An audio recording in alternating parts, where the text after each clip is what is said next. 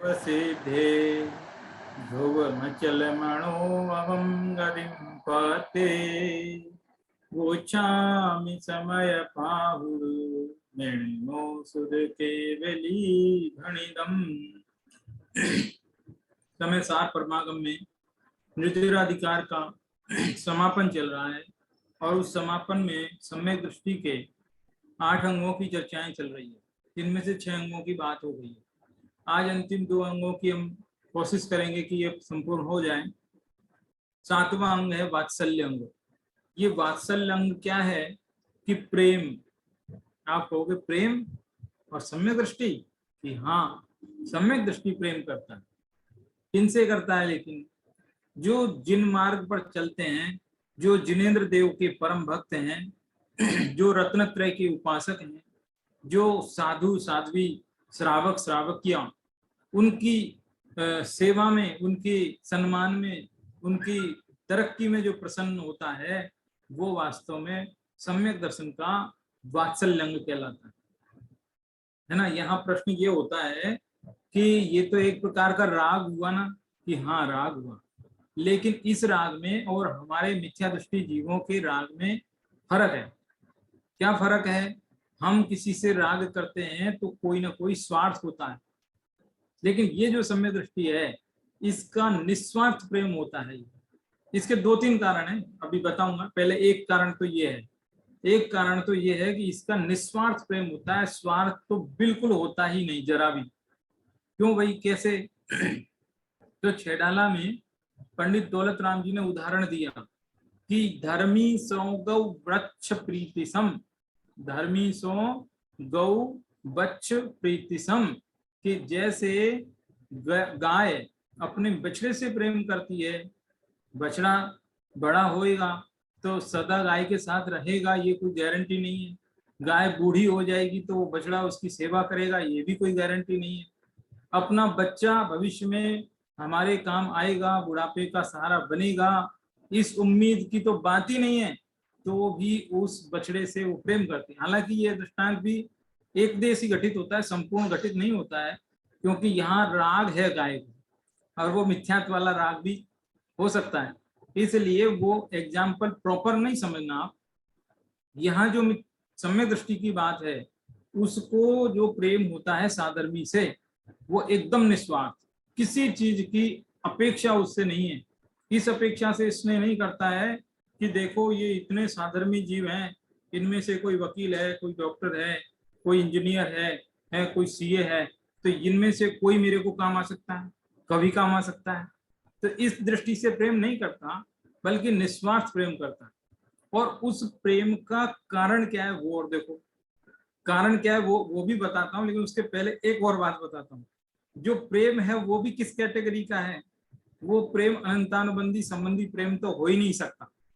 अनंतानुबंधी प्रेम तो ऐसा है मरने मारने पर भी मतलब न टूटे, जिसके लिए मतलब हाय तौबा मच जाए, वो साधन में बिछुड़ जाए तो रोने धोना शुरू कर दे, इतना भी प्रेम नहीं होता। हाँ प्रेम होता है, लेकिन इतना प्रेम नहीं होता है कि जिसके लिए मतलब बहुत ज्यादा दुखी हो जाए। प्रेम होता है, यानी कि अनंतानुबंधी संबंधी नहीं होता है, अप्रत्याख्यान संबंधी हो सकता है, प्रत्याख्यान संबंधी हो सकता है, ऐसा प्रेम है। यानी बहुत तीव्र आसक्ति वाला प्रेम नहीं। प्रेम तो है लेकिन आसक्ति नहीं। आसक्ति ये नहीं है और प्रेम है, ये कैसी विचित्र बात है, ये है। और हाँ, जो बता रखा ना किस कारण से होता है वो प्रेम, वो किस कारण से होता है, उसका कारण ये है कि मैं उनको प्रेम कर रहा हूँ जिनको मैं पूजता हूँ, वे भी उनको ही पूजते हैं। या जो तत्व ज्ञान मैं पढ़ता हूँ, मैं सीखता हूँ, वे भी उसी तत्व ज्ञान को पढ़ते हैं, उसी को सीखते हैं। मैं जिस पथ पर चलता हूँ वे भी उस पथ के पथिक हैं। जो सच्चा जिनेंद्र देव की जो महिमा मुझे आती है, क्या पता वो भी वही अमृत पीता होगा जो मैं पीता हूँ। इस बात को लेकर के उसको प्रेम उमड़ता है कि अरे ये धर्मात्मा जीव, ये भी वही, मैं भी वही, हमारे धर्म पिता तो एक ही हैं। जिन तीर्थंकरों के बताए मार्ग पर मैं चल रहा हूँ, उसी मार्ग पर ये भी चलता है, तो ये तो मेरा साधर्मी हो गया। इस साधर्मी पने से जो प्रेम करता है, धर्म भाव से प्रेम करता है, न कि किसी लौकिक आकांक्षा से प्रेम करता है। ये महत्वपूर्ण बात है उसमें। इस बारे में बहुत गहराई से चिंतन की जरूरत है, क्योंकि बैलेंस बहुत जरूरी है। क्योंकि यहाँ प्रेम की बात चल रही है, राग की बात चल रही है, और अभी तक हम समय सार में ये पढ़ते आए हैं कि ज्ञानी को तो राग ही नहीं, तो राग ही करता ही नहीं। तो यहाँ कैसा राग होना चाहिए, किस कैटेगरी का होना चाहिए, किस उद्देश्य से होना चाहिए, वो चीजें बहुत जरूरी ध्यान रखने की बात है। ऐसा वात्सल्य है ना। वो गाथा कौन सी है, वो गाथा पढ़ते हैं। एक मिनट, गाथा निकालनी पड़ेगी। गाथा निकालता हूँ, देखो गाथा शो करता हूँ पहले। ये गाथा देखिए। तो पुणदिवच्छलत्तीर्णं साहूणमोक्षमगं हि सोवच्छल भावजुदो सम्मादिट्ठि मुने दवो। एक ही गाथा देखिए पहले। तो यानी जो, पुणदि मानी करता है, वत्सलत्वम यानी वात्सल्यत्व, वात्सल्यपना करता है, यानी वात्सल्य करता है। जो वात्सल्य करता है किन के प्रति, तिन्नम साहू, तीन प्रकार के साधुओं के प्रति वात्सल्य करता है। कैसे साधु, मोक्ष मगम्मी, जो मोक्ष मार्ग में चलते हुए तीन प्रकार के साधु। साधु भी तीन प्रकार के हैं क्या, एक आचार्य, एक उपाध्याय, साधु। तो आचार्य, उपाध्याय और ये साधु जो मोक्ष मार्ग में चल रहे हैं, ऐसे तीन प्रकार के साधुओं के प्रति जो वात्सल्य रखता है, सो वत्सल भाव जुदो, वह वात्सल्यंग से युक्त है। सम्मा दृष्टि, सम्यक दृष्टि है। ऐसा मुने दब्बो यानी जानो, या उस सम्यक दृष्टि को वात्सल्य भाव से युक्त समझो। ये अर्थ हुआ पहली गाथा का। अब देखो हिंदी पद्यानुवाद। मुक्ति मगगत साधु त्रय प्रति रखे वत्सल भाव जो, वे आत्मावत सली सम्यक दृष्टि है यह जानना। मुक्ति मगग्रत साधु त्रय, मुक्ति मार्ग पर चलते हुए तीन प्रकार के साधु। देखा जाए ना, तो अभी भी इसमें क्या अर्थ लेना आप, तीन प्रकार के साधुओं के प्रति प्रेम रखने की बात है, और वो भी मोक्ष मार्ग पर चलते हुए साधु। ठीक है, तो यहाँ पर जरा थोड़ा सा और अपडेट कर लीजिए। ऐसा कर लीजिए, तीन बातें हैं, तीन प्रकार के साधु हैं, तीन बातें, और मोक्ष मार्ग पर चल रहे हैं, और निश्चय प्रधान कथन है। तो आप इसको थोड़ा और अपडेट करके ये कह सकते हैं कि सम्यक दर्शन, सम्यक ज्ञान और सम्यक चारित्र, इन तीन गुणों के प्रति जिसको वात्सल्य है, वो है वात्सल्य का। देखो थोड़ा सा क्या अपडेट हुआ, ध्यान रखना, गंभीर बात है। गुणों के प्रति प्रेम है, इसलिए गुणी के प्रति प्रेम। फिर से बोलता हूं, सेंटेंस काम का है। गुणी के प्रति प्रेम क्यों, कि जिन गुणों के प्रति वात्सल्य, ऐसे गुण के धारी जो गुणी हैं, उनके प्रति सहज ही प्रेम उमड़ जाता है। ऐसा है बात। दरअसल उसको किसी व्यक्ति विशेष से प्रेम नहीं है, बल्कि कोई पर्टिकुलर गुण है, सम्यक दर्शन ज्ञान चारित्र, उनके प्रति प्रेम है, और वे गुण उस व्यक्ति के अंदर देखे गए, इसलिए उससे प्रेम है। ओहो, ये व्यक्ति कितना गजब। बाहर से शरीर मलिन हो, विकृत हो, बदबूदार हो, लेकिन आत्मा यदि रत्नत्र तेज से सुशोभित है, तो ऐसे व्यक्ति से सहज ही प्रेम होता है। ऐसा नहीं कि अरे ऊपर से तो बड़ा सुंदर है। तो इस प्रकार का ये प्रेम की जो बात है, ऐसा अंग वात्सल्य है ना। देखो इसके बारे में अलग अलग ग्रंथों में अलग अलग रीति से, अलग अलग शब्दों से, बहुत बहुत विस्तार से, बहुत रोचक तरीके से, दृष्टांतों से, उदाहरण से खूब प्रकार से समझाया गया है कि धर्मात्मा जीवों को प्रेम से आप सन्मार्ग पे ला सकते हो, प्रेम से कोई बात बना सकते हैं। ऐसा नहीं है कि किसी को जैसे मान लो, अरे तुम मंदिर नहीं आते, तुम शास्त्र नहीं पढ़ते, उलाहना नहीं देना है। अभी समाज में ऐसी स्थिति बहुत बनती है, उलाहना देते तो वो जितनी रुचि है वो और खत्म हो जाती है। रुचि नहीं, रुचि पहली बात तो किसी की उत्पन्न हुई है, उस रुचि को बनाए रखना है, खत्म नहीं करना, ऐसा है। तो यहाँ पर क्या है, वात्सल्य की बात है। देखो तीन प्रकार के साधुओं की बात है। साधु तीन प्रकार के हो गए, है ना। वैसे तो साधु साधु ही होते हैं, लेकिन तीन उनके जो पद हैं उनसे यहाँ बात कही। लेकिन दूसरे ग्रंथों में चतुर्विध संघ की भी बात आई। मैं दूसरे ग्रंथों की भी यहाँ पर बात बता देता हूँ। तो जो वात्सल्य अंग का जो प्रकरण है रतन कर्ण श्रावकाचार में देख रहा था अभी मैं, तो उसमें आया कि चतुर्विध संघ के प्रति जो वात्सल्य रखता है। चतुर्विध संघ किसे कहते हैं कि एक होते साधु है, साधु साध्वी या श्रमण श्रमणी जो भी, और फिर श्रावक श्राविका, ये चार चीजें हुई। इन चार के प्रति जो वात्सल्य रखता है, कैसा वात्सल्य रखता है? यदि साधर्मी है तो ही प्रेम रखना है। साधर्मी है जो जिनेन्द्र देव को ही पूछता है वीतराग मार्ग की जिसको महिमा आती है, ऐसे व्यक्ति को जो अन्याय अनीति से दूर है उसे ही। ऐसा नहीं अन्याय, देखो मान लो कोई व्यक्ति जैन कुल में जन्म लिया है, जैन कुल में जन्म लिया है, जैन मंदिर भी जाता है, लेकिन वो उसके लक्षण ठीक नहीं लगते, वो साथ साथ रागी द्वेषी देवी देवताओं की भी पूजा उसी रीति से करता है जिस रीति से वो जिनेन्द्र देव की करता है, और उसका आचरण भी कोई है अन्याय अनीति पूर्ण हो है तो फिर वहां डाउट है। ऐसी स्थिति नहीं हो, ऐसी यानी कि जो हमारा प्रेम है वो हमारे कुल के आधार से नहीं होना चाहिए कि ये भी जैन कुल में जन्म लिया इसलिए मैं इससे प्रेम करूं, ये कारण नहीं है, बल्कि वो भी धर्म मार्ग पे चलता है। जैसे माना एक साधर्मी है, वो प्रतिदिन जिन मंदिर जाता है, प्रतिदिन शास्त्र स्वाध्याय करता है, सन्मार्ग पे चलता है, अन्याय अनिति से दूर रहता है, सदाचार पूर्ण जीवन जीता है, तो ऐसे व्यक्ति के प्रति प्रेम होना सहज ही है। वो उन गुणों के प्रति प्रेम है, ना कि उस व्यक्ति के प्रति प्रेम। कैसा होता है वो प्रेम, क्या करना चाहिए? तो देखो मैं रतन कर्ण श्रावकाचार्य की कुछ पंक्ति आपको पढ़ के सुनाता हूँ। वहां लिखा है 17वें नंबर के श्लोक में, सम्यक दर्शन ज्ञान चारित्र रूप धर्म धारण करने वालों का जो समूह है, यानी धर्मात्मा का समूह है, रत्नत्रय के धारकों के समूह में रहने वाले मुनि, आरिका, श्रावक, श्राविका तथा अव्रत सम्यक दृष्टियों के प्रति सच्चे भाव सहित, सच्चे मन से, कपट रहित, यथा योग्य प्रतिपत्ति यानी उठकर खड़ा हो जाना, सामने आ जाना। ऐसा नहीं कि बैठे हुए हैं, खड़े होकर के सम्मान है, वंदना करना, गुणों का स्तवन करना, हाथ जोड़ना, आज्ञा मानना, पूजा प्रशंसा करना, ऊंचे स्थान पर बैठा कर स्वयं नीचे बैठ जाना, उनके आने से इतना हर्ष मानना जितना किसी दरिद्री को महानिदान के प्राप्त हो जाने से होता है, महान प्रीति का भाव आना और अवसर अनुसार आहार, पानी, निवास सामग्री आदि द्वारा वैयावृत्त करके आनंद मानना, उसे वात्सल्य अंग कहते हैं। कितनी सारी बातें एक ही मतलब पैराग्राफ में आई है कि किस किस तरीके से वात्सल्य दिखाया जा सकता है।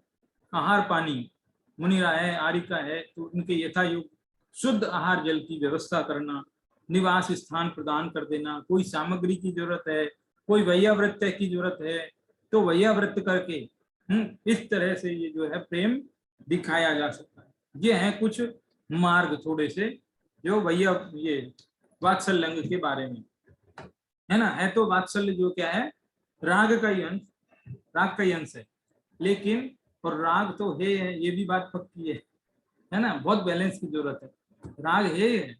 और अभी तो मैं आपको इस अंग की कहानी भी जो बताने वाला हूँ, कहानी सब 8 अंगों की 8 कहानी है ना, तो शायद तो सुनाई दी, ये भी सुनाऊंगा। लेकिन उस कहानी में किस बात पर हमको गौर करना है, बहुत लोग गौर नहीं कर पाते हैं, लेकिन दादा जो है उस बात को जरा विशेष रूप से बल दे करके समझाते हैं कि यहाँ सारी दुनिया जिसकी महिमा समझती है, वो महिमा को किस बैलेंस से देखना है, वो ध्यान रखने की बात है। देखो इस कहानी में क्या होता है, कहानी वैसे तो आपने सुनी होगी, ये वाली कहानी सबसे ज्यादा प्रसिद्ध है, पूरे 8 अंगों में सबसे ज्यादा प्रसिद्ध कहानी ये वाली ही है 7वें अंग की, क्योंकि ये वाली कहानी साल में एक बार जरूर सुन लेते हैं आराध्य। रक्षाबंधन के दिन ये वाली कहानी बहुत चलती है। रक्षाबंधन की कहानी वात्सल्य अंग की कहानी है, इसीलिए रक्षाबंधन के दिन को वात्सल्य दिन भी कहते हैं, वात्सल्य का दिन है वो। ऐसा है वो। देखो उसमें क्या है कहानी है ना।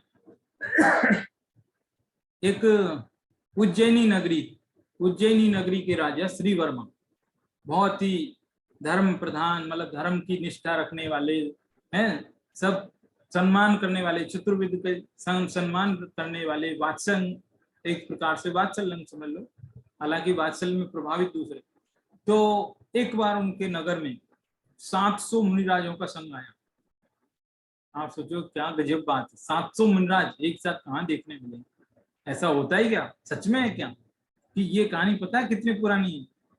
भगवान मुनि सुब्रत 20वें तीर्थंकर के शासनकाल की घटना है। सोचो, इतनी पिछली, इतिहास भी नहीं पकड़ पा रहा है, इतना पहले की कहानी है, रामायण के जमाने की। इसलिए उस जमाने में लोग जो है बहुत जल्दी वैराग्य को प्राप्त होते थे, मुनियों के समूह होते थे। तो 700 मुनिराजों का एक समूह था। वो 700 मुनिराजों के जो आचार्य थे उनका नाम था अकंपन आचार्य, अकंपन आचार्य। और उस पूरे ग्रुप में एक उपाध्याय परमेष्ठी थे जिनका नाम था श्रुत सागर मुनिराज। वो उपाध्याय थे, सबको पढ़ाते थे, बहुत ज्ञानी थे, अनेक शास्त्रों का उनको ज्ञान था, अवधि ज्ञान भी था, तर्क युक्ति सब आता था उनको जोरदार। उनसे टक्कर लेने की किसी की हिम्मत नहीं होती थी, ऐसे साधु थे वो। तो क्या हुआ कि उस नगरी में जो श्री वर्मा राजा को पता लगा कि हमारी नगरी में यदि मुनिराज आए हैं, तो अपने चारों मंत्रियों के साथ में वो दर्शन के लिए निकला। खुद की तो श्रद्धा थी, लेकिन बाकी के जो 4 मंत्री थे ना, उनकी कोई श्रद्धा नहीं थी। वो तो जैन धर्म को बड़ी हे दृष्टि से देखते थे, अच्छा नहीं लगता था उनको। अरे ये कैसे मुनिराज है, नग्न रहते हैं, शर्म भी नहीं आती है, क्या बात, ऐसा थोड़ा उनकी सोच थी। तो अब वो क्या हुआ कि उनके साथ, वही राजा है, राजा के साथ रहेंगे, उनकी ड्यूटी है, 8 घंटे तो ड्यूटी करते हैं। तो अब उस हिसाब से वो उनके साथ चले तो गए, लेकिन मन में कोई ज्यादा अच्छी फीलिंग नहीं थी उनकी। अब वहां मुनिराज के दर्शन गए तो सभी मुनिराज ध्यान में मगन बैठे हुए थे एकदम। तो ध्यान में मग्न थे तो कैसे आशीर्वाद देते, कैसे बातें करते, मौन ही थे। अब वो दर्शन करके और लौट रहे थे, लौट रहे थे तो रास्ते में धीरे से फुसफुसाते हुए बोले, मौनम मूर्खस्य भूषणम, मौनम मूर्खस्य भूषणम। अरे कुछ आता होगा तो बोलेंगे, आता ही नहीं है इसलिए मौन कट हूं। इस प्रकार से जो है कटुक्ति बोली उन्होंने, लेकिन राजा को सुनाई नहीं पड़ी होगी या अनसुना किया होगा, जो भी बात है निकल गई। लेकिन जब वे लौट रहे थे तो रास्ते में ही उन 700 मुनिराजों में से एक मुनिराज नगर में आहारचर्या के लिए गए थे, है आहारचर्या गोचरी जिसे बोलते हैं, उसके लिए गए थे। तो वो उधर से लौट रहे थे, संघ की तरफ आ रहे थे, और ये संघ की तरफ से वापस राज्य की तरफ जा रहे थे। तो रास्ते में मुलाकात हुई। कौन से थे वो मुनिराज? श्रुत सागर मुनिराज, जिनसे टक्कर लेना भारी पड़ता है, जो संघ के उपाध्याय परमेष्ठी थे, महाज्ञानी थे, वो लौट रहे थे रास्ते। तो अब उन्होंने देखो एक फिर धीरे से कमेंट करा, देखो एक बैल वो आ रहा सामने से, ऐसे मुनिराज के लिए ऐसे बोला, देखो एक बैल वो आ रहा सामने से। ये बात श्रुतसागर मुनिराज ने सुनी। तो श्रुतसागर मुनि को अवधि ज्ञान था, उन्होंने झट से अवधि ज्ञान से देखा और उन्होंने कहा, अरे तुम मेरी क्या बात करते हो, तुम थे बैल पिछले जन्म में और तुमको हम याद दिला देते हैं। देखो वो सामने जो गांव है उसमें वो झोपड़ी है, उधर देखो वो एक बैल मरा था, अभी पूछ लो पिछले जितने दिन पहले मरा था, और उसकी जो चमड़ी को उसने निकाला था और उस चमड़ी से ये वाला मशक बना के और कमरे में टांगा हुआ है, तुम देखो जाके पूछो, सब पूरा पूरा याद दिला दिया, जाति स्मरण जैसा ज्ञान करवा दिया। एकदम उनके छक्के छूट गए कि अरे क्या गजब हो गया।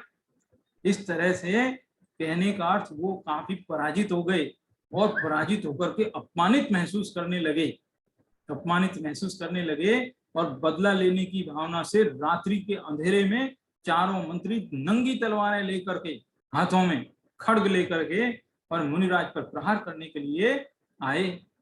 लेकिन मुनिराज की सूझबूझ तो देखो, गजब की सूझबूझ।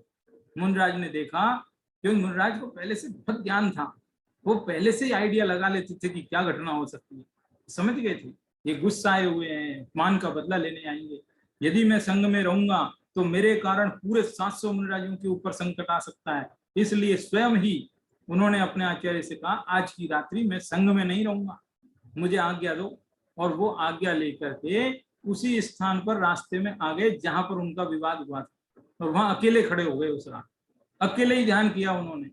और उस रात्रि में चारों ने उन पर कटारें निकाल के, तलवारें निकाल के तानी, लेकिन देवों ने अच्छे चमत्कार कर दिए, वो कीलित हो गए, जगह की जगह एकदम स्टेच्यू बन गए, हिले नहीं बिल्कुल, जैसे हाथों में तलवारें, वैसी की वैसी मुद्रा, जैसे मानो मूर्ति बन गए, मूर्ति बन गए ऐसे। और सुबह तक यही दृश्य बना रहा। जब सुबह का उजाला हुआ, लोगों ने देखा, तो लोगों की आंखें फटी रह गई, ये मंत्री और ऐसी हरकत, मुनिराज के ऊपर कटार लेकर खड़े हैं। राजा को ये घटना पता चली। राजा ने कहा निकल जाओ मेरे नगर से, मेरे नगर से निकल जाओ, ऐसे नहीं चाहिए मुझे आप जैसे लोग। और उनको नगर से बाहर निकाल दिया। उन मंत्रियों के नाम थे बलि, नमुची, बृहस्पति और प्रहलाद। ये 4 नाम थे, बलि, नमुची, बृहस्पति और प्रहलाद। ये 4 मंत्री उस नगर से निकले, उज्जैनी नगरी से, और घूमते घूमते घूमते घूमते हस्तिनापुर नगरी में पहुंचे। हस्तिनापुर नगरी का राजा पद्मराय था, बहुत अच्छा राजा था। लेकिन एक पड़ोसी राजा उसको बहुत तंग करता था, सिंहरथ नाम का राजा था वो उसके राज्य पर बार बार कोई ना कोई प्रॉब्लम क्रिएट करता था, कभी कभी आक्रमण करता था, उसको बहुत परेशानी में डाले हुए था। वो परेशान था पद्मराय राजा। तो उसकी 4 मंत्रियों ने मदद करके किसी तरह से उस पड़ोसी राजा को जितवा दिया, जीत लिया मतलब। तो अब ये खुश हो गया राजा पद्मराय, हस्तिनापुर का राजा पद्मराय इन 4 मंत्रियों से खुश हो गया, अपने राज्य में उनको शरण दे दी और बोला कि तुम्हें जो चाहिए वो मांग लो मेरे से। तो इन्होंने कहा कि ठीक है, जब वक्त पड़ेगा तो मांग लेंगे, ऐसा कह करके और वहां आनंद से रहने लगे।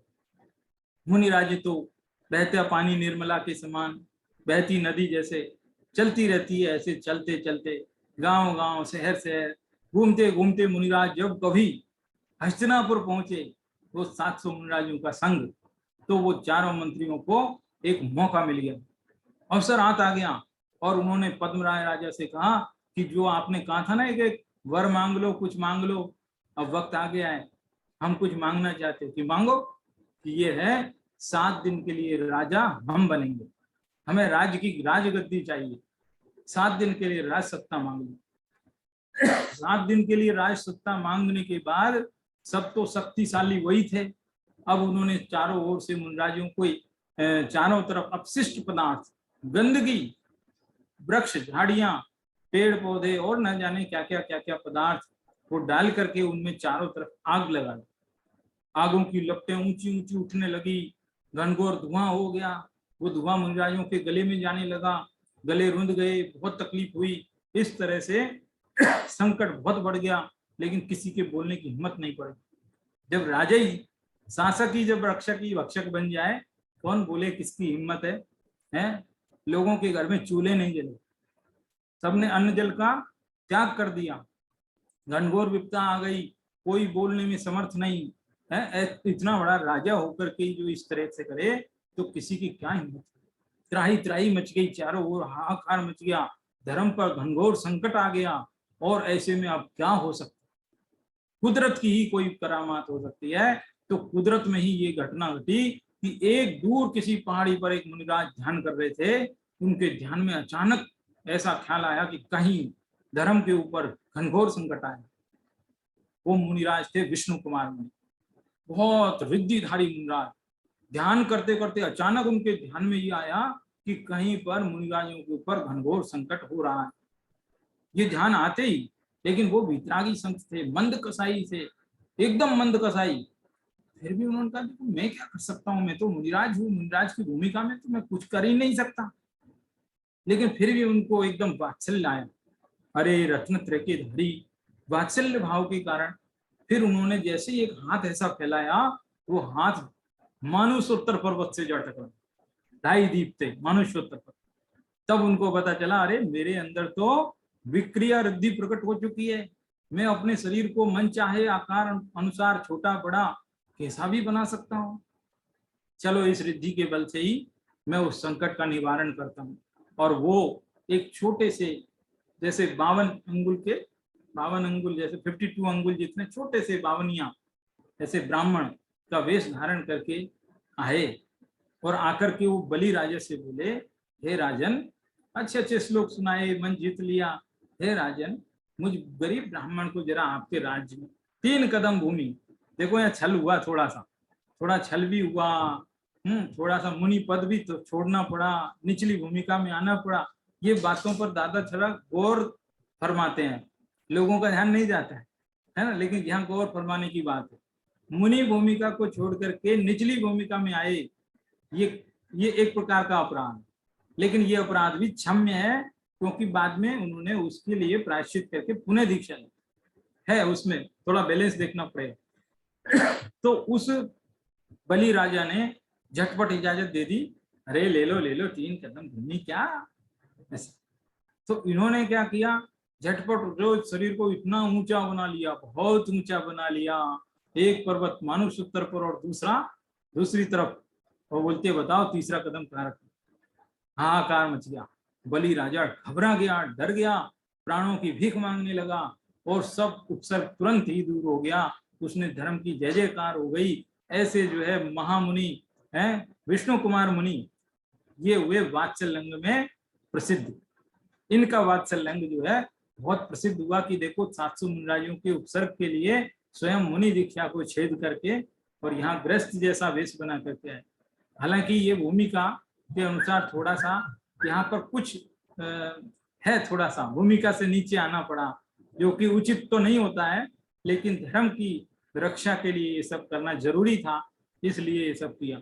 ये कहानी देखो, ये कहानी थी 7वें अंग की कहानी है ना, बड़ी मनोरम कहानी है, अच्छी कहानी है, और साल में एक बार सब सुनते रक्षाबंधन के दिन। ठीक है, तो इस तरह से कहने का अर्थ ये है, जितने भी हमारे धर्मात्मा हैं, साधर्मी हैं, जो जिन मार्ग पर चल रहे हैं, जो जिनेंद्र देव की पूजा भक्ति से प्रसन्न होते हैं, जो नित्य शास्त्र स्वाध्याय रहते हैं, ऐसे लोगों के प्रति निस्वार्थ प्रेम रहना चाहिए। आपस में एकदम कोई स्वार्थ नहीं होना चाहिए, बिल्कुल निस्वार्थ प्रेम रहना चाहिए। ऐसी बात यहाँ पर बताई जा रही। ठीक है, अब इसके बाद में, हालांकि ठीक है, दूसरी गाथा और है, वो दूसरी भी पढ़ते हैं। दूसरी वाली गाथा क्या कहती है, जरा वो दूसरी प्रभावना अंग की, अंतिम अंग जो है प्रभावना अंग है, फिर दोनों की हम समरी भी कर लेंगे। विचारहमारूढ़ो मनोरहा पहे शुभमय जो चेदा, सोजीर्णान पहावी सम्मादित्थि मुने दवो।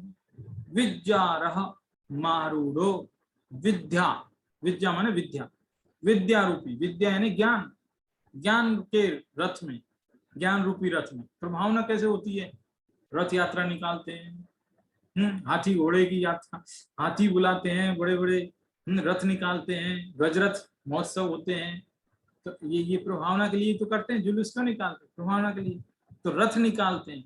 तो यहाँ उदाहरण गाथा में भी उदाहरण का जो रथ शब्द है उसको जोड़ा है किसी तरह से, विद्या रूपी रथ पर, यानी ज्ञान के रथ पर जो आरूढ़ हो गए हैं, बैठ गए, चढ़ गए, अपने सम्यक ज्ञान रूपी रथ में जो सवार हो गए हैं, और मनोरह पहेसु, और मन रथ मार्ग में, भमई यानी चल रहा है, चलते हैं, मनोरथ मन रथ मार्ग में चल रहे हैं, यानी कि मुक्ति मार्ग में चल रहे हैं, ऐसा समझो। ठीक है, जो चेता यानी जो आत्मा, सो जिन नान पहावी, वह आत्मा जिन नान पहावी, यानी जिनेन्द्र का जो ज्ञान है या जिन धर्म है उसकी प्रभावना करने वाले, प्रभावी, प्रभावी, जिन धर्म को प्रभावना करने वाले हैं, ऐसे सम्यक दृष्टि मुने रवो यानी जानो। ये इसके शब्दार्थ हुए। सम्यक ज्ञान रूपी रथ में बैठ जाएं और मोक्ष मार्ग की तरफ प्रस्थान कर दे, इससे बड़ी और क्या प्रभावना चाहिए। ऐसा है, देखो ये अर्थ जो है ना, यह निश्चय नय के प्रधान अर्थ है। ये दूसरे ग्रंथों में यही 8 अंगों की चर्चा व्यवहार नय से बताई है, और यहाँ पर निश्चय नय के माध्यम से बताई है। थोड़ा सा फर्क है, निश्चय में स्व की प्रमुखता होती है, व्यवहार में पर की प्रमुखता होती है ना। तो यहाँ पर स्व की प्रधानता से बात चल रही है। अभी ये दोनों की तुलना कर लेंगे, निश्चय व्यवहार 8 अंगों की ये तुलना भी कर लेंगे। सद ज्ञान रथ आरूढ़ हो, जो भ्रमे मन रथ मार्ग में, वे प्रभावक जिन मार्ग के सदृष्टि उनको जानना।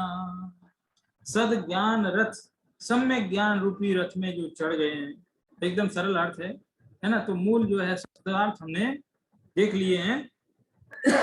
क्या कहती है ये गाथा, ये गाथा कहती है कि जिस प्रकार से धर्म की प्रभावना हो, जो जो कार्य धर्म की प्रभावना के लिए हो सकते हों उन कार्य को करके सारी दुनिया में ये संदेश फैला दिया जाए कि ये जैन धर्म कितना अच्छा है, ये जैनी लोग कितने अच्छे होते हैं, कितने सदाचारी होते हैं, कितने अहिंसक होते हैं। अरे एक बार जो कोर्ट में मौका लग जाए है, ऐसे कई उदाहरण हैं, कई कई उदाहरण हैं। कांजी स्वामी का भी है और का भी है, कईयों के। कोर्ट में भी यदि पहुंच जाए तो जज कहता है कि अरे इसकी तो साक्षी भी नहीं चाहिए, जैन है, झूठ नहीं बोलता। ऐसी जो है धाक जम जाए जमाने में तो होती प्रभावना है।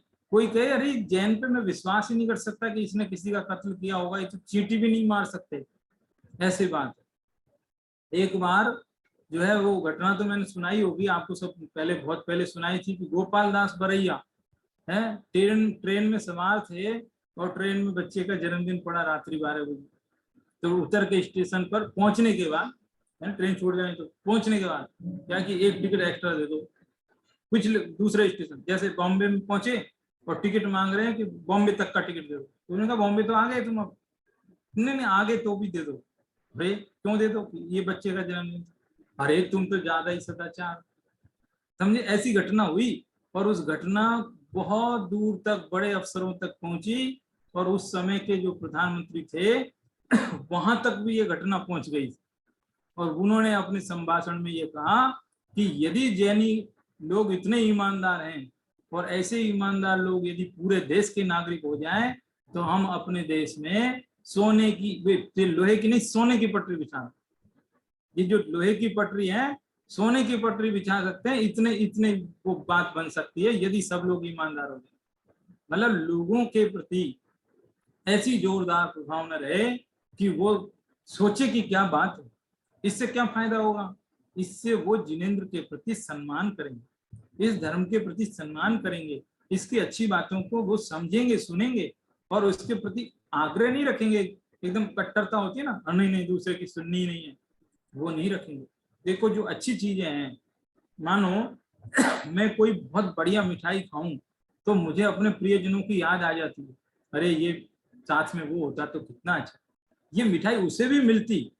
तो जो अच्छी बातें हैं वो मेरे साधर्मियों को मिले, जगत के जीव मात्र का कल्याण हो। ये जिनेंद्र की वाणी में ऐसी तो कोई बात नहीं जिससे किसी का कल्याण ना हो, सबके हित की बात है, इसलिए ये सब तक पहुंच जाए। इस भावना से जो है कार्य करना उसे कहते प्रभावना। सम्यक दृष्टि जीव ऐसी कोशिश में रहता है कि जिससे धर्म की प्रभावना हो। कोई भी ऐसा कार्य नहीं करता जिससे धर्म के प्रति कोई उंगली उठा सके है। ये चीज का ध्यान रखने की बात। देखो रतनकर्ण सावकाचार में ये प्रभावना के संबंध में भी एक थोड़ा पैराग्राफ पढ़ के सुना देता हूं। देखो बहुत लंबा है, मतलब बीच में से सिलेक्ट करना भी कठिन पड़ता है, लेकिन मैं 2-4 लाइन सिलेक्ट करके पढ़ता हूँ। लोग जब इनकी प्रभावना देखते हैं तो क्या सोचते हैं उसके बारे में। ये बहुत विनयवंत होते हैं, ये जैन लोग बहुत विनयवंत होते हैं तथा प्रिय हित मधुर वचन बोलकर सभी को आनंदित करते हैं। इनकी क्षमा बड़ी अच्छाकारी है, अपने इष्ट देव में भक्ति बड़ी अच्छाकारी है। आगम की आज्ञा के जैनी बड़े दृढ़ श्रद्धानी हैं। इनकी बड़ी प्रबल विद्या, महान उज्जवल आचरण है। वैर भाव रहित होकर सभी जीवों में मैत्री भाव रखते हैं। ऐसा आश्चर्यजनक धर्म इनसे ही पल सकता है। जिन धर्म की ऐसी प्रशंसा जिनके निमित्त से मिथ्या धर्मियों में भी प्रकट होती है उनसे प्रभावना होती है। दूसरे जीवों को भी ये शिक्षा मिलती है कि अरे इसमें क्या अच्छी बात है, जरा देखें सुने तो सही क्या है। ऐसी प्रेरणा जिनको मिले ये होती है प्रभावना। देखो प्रभावना हम आज किस अर्थ में समझने लगे हैं कि जैसे मान लो कोई प्रोग्राम हुआ धार्मिक और उसमें कोई इनाम दे दिया तो उसको बोलते प्रभावना, यही समझते हैं ना। लेकिन कोई बात नहीं, वो भी प्रभावना है। वो किस अर्थ में है कि इस बहाने से अगला दोबारा आएगा ये धर्म सुनने के लिए कि चलो इनके यहाँ पर कुछ तो मिलता है, चलो वो मिले उस छोटी सी चीज के लिए, छोटे से लोग से वो दोबारा आएगा। जैसे बच्चे को कोई अच्छा काम करते हैं फिर चॉकलेट देते हैं तो वो बच्चा दोबारा वो काम करता है। तो इसी अर्थ में वो जो इनाम देते हैं वो भी प्रभावना है। लेकिन असली प्रभावना क्या है वो सोचिए। प्रभावना यही है कि जो अच्छी बात है वो दूसरों तक भी पहुंच जाए, यह है प्रभावना। ऐसी प्रभावना के बारे में भी एक कहानी है। क्या कहानी है? वो कहानी है वज्र कुमार मुनि की कहानी। वो कहानी तो बहुत लंबी है, लेकिन उसको थोड़ा छोटी करके बताता हूँ। कहानी बहुत लंबी है वो। कहानी तो ऐसी है कि एक सोमदत्त नाम के मंत्री थे, राजा, मतलब किसी राजा के यहाँ पर। उनको वैराग हो गया था, दीक्षा ले ली थी, और बाद में उनकी पत्नी को जो है, मतलब गर्भ तो थे था ही, तो बाद में पुत्र उत्पन्न हुआ था। तो उस पुत्र का नाम था वज्र कुमार। वज्र कुमार पुत्र को लेकर के और वो पत्नी मुनिराज के पास आई, बोली तुमको दीक्षा ही लेनी थी तो मेरी जिंदगी क्यों खराब की है, मेरे से शादी क्यों की, ये बच्चे को संभालो। और ऐसा कह करके वहीं छोड़ के चली गई। तो मुनिराज ध्यान में थे, बच्चा वहां उनके सामने छोड़ के चली गई। एक विद्याधर आकाश मार्ग से जा रहे थे, विद्याधर और उनकी विद्याधरी, उन्होंने उस बालक को देखा, अपने साथ ले गए, पालन पोषण किया, बालक बड़ा हो गया। बड़ा हो गया, उसको भी बाद में पता चला कि अरे मेरे असली माता पिता कोई और हैं, उसे भी वैराग हो गया, वो भी मुनि बन गया। वज्र कुमार मुनि है, वैराग हो गया, मुनि बन गया। बहुत लंबी कहानी है, लेकिन बहुत शॉर्ट करके बोलता हूँ इसको। तो इस तरह से वो भी मुनि बन गया। और क्या हुआ फिर उसके बाद में, इसके बाद एक दूसरी ओर मथुरा नगर के, एक मथुरा नगर में एक पूतवाहन राजा था। ये अंश भी काम आएगा उस कहानी में।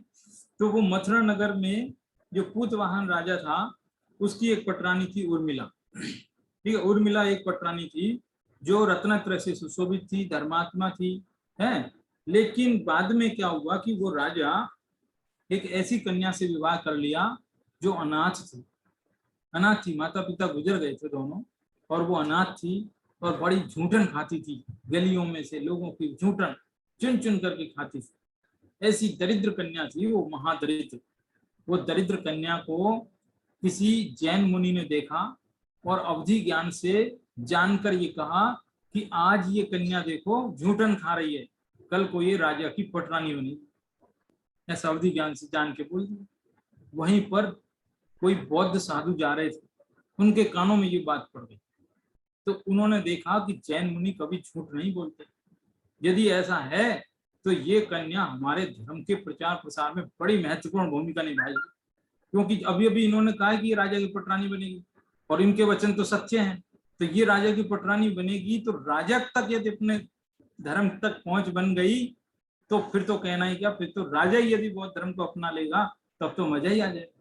तो उन्होंने वो झूठन खाती हुई बच्ची को ले जाकर अच्छी जगह पालन पोषण किया और अपने बौद्ध धर्म के संस्कार दिए, बौद्ध बना दिया उसे। बौद्ध बना करके वो जो बाद में उसकी राजा से शादी हुई, पटरानी बनी। और राजा की जो पहले वाली जो पत्नी थी उर्मिला, वो जैन धर्म को मानती थी, सदाचारी थी, रत्नत्रय की पोषक थी, सब थी, है। उसकी बात राजा सुनना बंद कर दिया और इस जो कन्या की बुद्धमती या बुद्धदासी नाम था इसका, तो ये बुद्धदासी की बात सुनने लगा राजा। तो अष्टानिका का पर्व चल रहा था, जैनों में अष्टानिका पर्व आता है फागुन के महीने में, 3 बार आता है साल। तो फागुन महीने की अष्टानिका चल रही थी, 8 दिनों तक खूब व्रत वगैरह सब पूजा पाठ सब हुए। फिर 8वें दिन, 8 दिन का पर्व है ना, तो 8वें दिन एक रथ यात्रा निकलती है, जुलूस। तो वो रानी हर बार जैन धर्म का जुलूस निकालती थी। तो इस बार राजा ने कहा कि नहीं, बौद्ध धर्म का जुलूस निकलेगा। बताओ, ऐसी स्थिति हो गई। अब रानी की जिद थी तो उसने कहा चलो ठीक है, जैन धर्म का भी निकाल लेना, लेकिन वो पीछे पीछे निकलेगा, पहले आगे आगे जो है बौद्ध धर्म का निकलेगा। ऐसी के शास्त्र में घटनाएं लिखी है सब बराबर। तो क्या हुआ कि वो बड़ी दुखी हो गई उर्मिला, और उसने अन्न जल का त्याग कर दिया। उसने कहा ये तो ठीक नहीं है, ये तो और बहुत बड़ी अवमानना हो रही है जिनेन्द्र देव की, ये तो मेरे लिए तो बहुत बड़ा, तो वो सह नहीं पाई। और वो मुनिराज के पास पहुंची। कौन से मुनिराज? जो विद्याधर के यहाँ पर पल के आए थे, बाद में वैराग पाकर मुनि बन गए थे, क्या नाम था उनका? वज्र कुमार मुनि। उनके पास पहुंचे, उनसे कहा महाराज मेरा अन्न जल का त्याग है, ऐसी ऐसी घटना हो गई है, आप ही कुछ कर सकते हैं तो करिए, ये तो धर्म पर घनघोर जो है अप्रभावना हो रही है, मेरे से देखी नहीं जाती है, तो आपके ऊपर है, आप क्या कर सकते हैं। मुनराज ने कहा हम भी क्या कर सकते हैं, ठीक है, लेकिन देखते हैं फिर क्या हुआ। जिन विद्याधर के यहाँ पर ये पले थे, वो विद्याधर इनके दर्शन के लिए आए, वो दर्शन के लिए आए थे, तो उनसे कोई बातों में ये बात आ गई कि भाई ऐसी ऐसी घटना होने वाली है, बौद्ध धर्म का रथ निकलेगा, पहले पीछे पीछे जो है जैन धर्म का रथ निकलेगा। तो वो विद्याधर गए और अपने विद्याधर जाति के हजारों देव देवों को लेकर के, विद्याधरों को लेकर के पहुंचे मथुरा नगरी में, और उन्होंने सारी व्यवस्था करके ऐसे देवों के समान एकदम गजब का रथ लेकर के, जैन धर्म का रथ, पहले ही सारा सब कुछ नगाड़ों के साथ में, मधुर वाद्य यंत्रों के साथ में फिर वहां पर जो है निकाला। उससे जबरदस्त धर्म की प्रमाण हुई, जय जयकार हो गई, राजा भी बहुत प्रभावित हुआ, तो उसने उर्मिला की बातें मानना शुरू कर दी, सब बहुत लोगों ने जैन धर्म अंगीकार कर ली। बहुत पुरानी घटना है मथुरा नगरी की। मथुरा नगरी में जैन धर्म का आज भी बहुत बड़ा वर्चस्व। अंतिम केवली है, अंतिम केवली, सोचो चौथे आर्य के बाद पांचवें आर्य तक भी है, पांचवें आर्य तक में पांचवा आर्य लग चुका था, अंतिम केवली वहां जम्बू स्वामी मथुरा नगरी से मुक्त। हालांकि इसमें मतभेद है, कोई दूसरा भी जगह कोई मानते हैं, लेकिन ज्यादा इसी के प्रमाण मिलते हैं। तो वो मथुरा नगरी बहुत महान नगरी ऐसी मानी जाती है। तो वो ये घटना है, ये 8वीं कहानी वज्र कुमार मुनि की है, जो इस संघ में बहुत प्रभावित हुए थे, है ना। 8 अंगों की 8 कहानी है, 8 अंगों की 8 कहानी है। कौन कौन उनमें प्रसिद्ध हुए हैं वो आपको मैंने यहाँ पर दिखाया है। निशंकित अंग में जो है अंजन चोर प्रसिद्ध हुए, निकांक्षित अंग में अनंतमती प्रसिद्ध हुई, निर्विचिकित्सा अंग में उद्दालक राजा प्रसिद्ध हुए हैं। मुनिराज, ऐसे मुनिराज तो क्या देव था, लेकिन परीक्षा लेने के लिए वॉमिटिंग कर दी, दुर्गंध आने लगी, लेकिन राजा घबराए नहीं, तो ये थे उद्दालक राजा, निर्विचिकित्सा अंग। रेवती रानी अमूढ़ दृष्टि है, ब्रह्मा विष्णु सारे रूप दिखाए, यहाँ तक कि तीर्थंकर, उनका 25वां तीर्थंकर हो ही नहीं सकता, ऐसी ऐसी दृढ़ श्रद्धा रेवती रानी। वारिसेण मुनि है, जो अपने बचपन के मित्र धर्म मार्ग पे लगाना, जोड़ी नहीं की, जबरदस्ती हाथ पकड़ा नहीं, लेकिन किसी न किसी तरीके से उसको सच में वैराग्य दिलाया। तो इस प्रकार से वारिसेण मुनि स्थितिकरण अंग में प्रसिद्ध हुए। विष्णु कुमार मुनि वात्सल्य अंग में प्रसिद्ध हुए, और वज्र कुमार मुनि जो है प्रभावना अंग में प्रसिद्ध हुए। ये 8 अंगों की 8 कहानी। अब मेन जो समझने की बात है वो ये है कि इन अंगों की कहानी तो अनेक ग्रंथों में, अंगों की चर्चाएं भी अनेक ग्रंथों में, लेकिन उन अनेक ग्रंथों में और इस समय सार के वर्णन में कुछ डिफरेंस है कि नहीं? कि हाँ है। क्या डिफरेंस है? कि यहाँ समय सार में तो निश्चय नय प्रधान कथन है और बाकी जगह पर व्यवहार प्रधान कथन है। क्या अंतर है उनमें? तो ये अंतर है। क्या अंतर? देखो, जिन वचनों में संदेह नहीं करना, ये तो व्यवहार परिभाषा, लेकिन वास्तव में जिन वचन में बात किसकी? कि मेरे आत्मा की। पूरी द्वादशंग जिनवाणी किसके लिए? कि आत्मा के लिए। तो अपने आत्म स्वरूप के प्रति जो निसंक है, उनको विश्वास है कि मेरा आत्मा अजर अमर है, मेरा आत्मा का कुछ नाश नहीं होगा। अरे सप्त भय तो अपने आप ही मिट जाएंगे, सप्त भयों से रहित हो जाएंगे, तो निसंक तो वैसे ही हो जाएंगे। तो निसंक आत्मस्वरूप है। स्वाश्रितो निश्चया पराश्रितो व्यवहारा। स्वाश्रितो निश्चया और पराश्रितो व्यवहार। तो कहने का अर्थ क्या है? आत्म स्वरूप के प्रति निसंक है वो, निश्चय से निसंकित अंग है, व्यवहार से जिन वचनों में शंका नहीं करना वो। फिर दूसरा निकांक्षित क्या है? संसार शरीर भोग, ये परद्रव्य है इनके, लेकिन वास्तव में समस्त वस्तु धर्म के प्रति आकांक्षा जिसकी खत्म हो, कर्म फल के प्रति आकांक्षा जिसकी खत्म हो, वो जो है निकांक्षित अंग है। फिर क्या है? अपवित्र दुर्गंधित वस्तु, इनके प्रति घृणा, ये तो व्यवहार की बात है, लेकिन समस्त वस्तु धर्मों के प्रति ग्लानि न करे, ये जो है निश्चय से, ऐसी परिभाषा। देवशास्त्र गुरु के प्रति सच्ची समझ, देवशास्त्र गुरु पर है इसलिए व्यवहार में चला गया, लेकिन अपने आत्म स्वरूप के बारे में सच्ची समझ हो, मेरे आत्मा को संवर निर्जरा सुखदायक हैं, आश्रव बंद दुखदायक हैं, इस बात की सच्ची समझ हो, तो वो है अमूढ़ दृष्टि अंग। कर्म के उदय से यदि कोई दोष लग जाए, भूल हो जाए, तो उसको इग्नोर करना, छुपाना, लोगों तक नहीं पहुंचाना, अकेले में समझाना, सुधार करना, ऐसा नहीं बढ़ावा देना, छुपाने पर कभी कभी बात बढ़ भी जाती है, लेकिन बढ़ाना नहीं।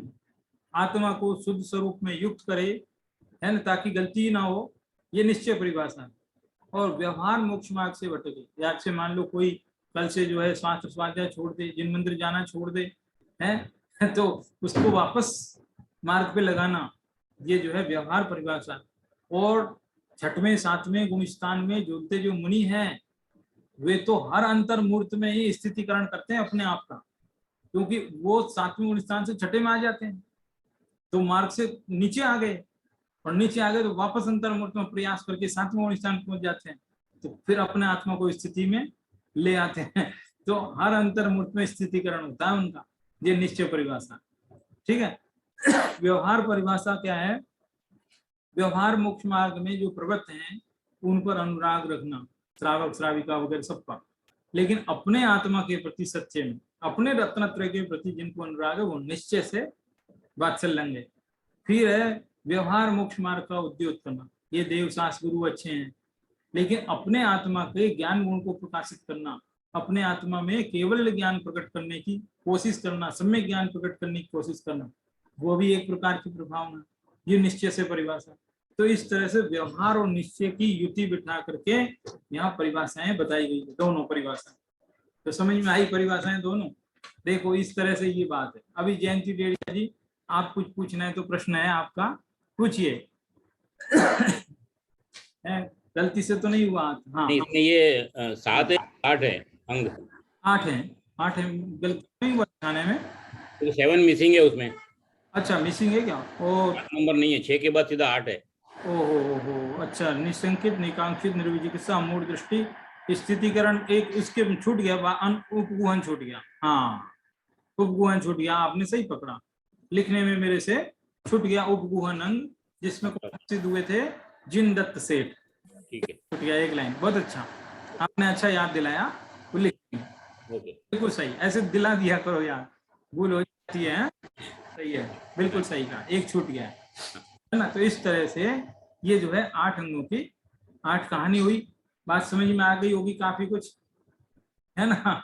हालांकि समय तो बढ़ रहा है, एक कलश भी बचा है, लेकिन कोई बात नहीं है, या तो इस कलश की चर्चा फिर कर लेंगे और इसको करते हुए फिर आगे बढ़ लेंगे, या तो, है ना। तो कहने का अर्थ ये है कि सम्यक दृष्टि का व्यवहार, आचार विचार व्यवहार, वो कैसा होता है, कैसा होना चाहिए, है ना। देखो यहाँ पर राग की बात की, प्रभावना की बात की, लेकिन उसमें भी इतना बैलेंस है कि अनंतानुबंधी संबंधी नहीं होता, अनंतानुबंधी संबंधी नहीं होता। यदि होगा तो फिर वो सम्यक भी नहीं रहेगा, मिथ्या दृष्टि हो जाएगा। ये चीज यहाँ समझनी थी। देखो 2 अंगों की बात की ना अभी, कौन सा, वात्सल्य और प्रभावना, इन दोनों अंगों को 2-2 तरीके से समझना। जैसे वात्सल्य, एक होता है स्व के प्रति वात्सल्य, एक होता है पर के प्रति वात्सल्य।